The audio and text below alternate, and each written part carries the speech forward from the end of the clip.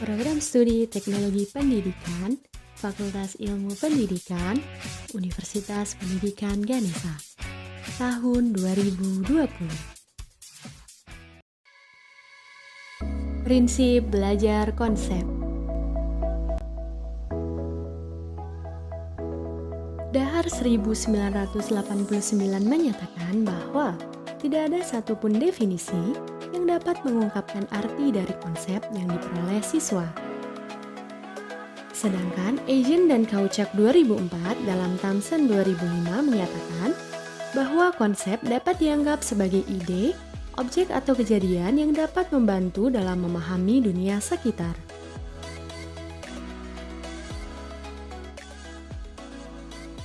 Jenis konsep menurut Fleming dan Levy 1981. Yang pertama, konsep konjungsi yaitu kata tugas yang fungsinya menghubungkan antar klausa, antar kalimat, dan antar paragraf.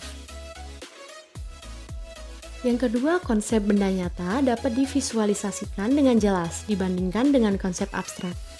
Konsep nyata lebih mudah diingat. Yang ketiga, konsep abstrak tidak selamanya sulit.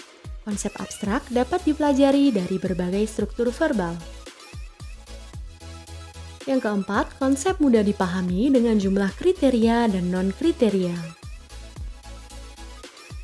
Prinsip penggunaan contoh dan non-contoh. Yang pertama, gunakan contoh dan non-contoh. Pada dasarnya, contoh menunjukkan apa itu konsep, dan non-contoh menunjukkan yang bukan konsep. Yang kedua, gunakan beragam contoh. Penyajian contoh memiliki peran tentang luasnya suatu konsep.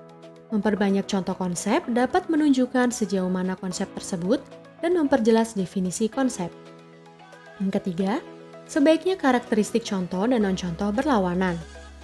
Sajikan sebanyak-banyaknya atribut dari contoh, namun sajikan lebih sedikit atribut dari non-contoh, agar tidak menimbulkan kebingungan. Prasyarat belajar konsep. Yang pertama yaitu pelajari terlebih dahulu konsep yang mudah. Dan yang kedua yaitu fasilitasi pembelajar dengan pembelajaran yang tepat. Kesimpulan. Konsep adalah suatu ide, sebutan, nama terhadap suatu melalui proses berpikir, menggunakan pengalaman dan pengetahuan sebelumnya untuk memahami dunia. Prasyarat belajar konsep ada dua, yakni mempelajari terlebih dahulu konsep yang mudah dan memfasilitasi pembelajar dengan pembelajaran yang tepat.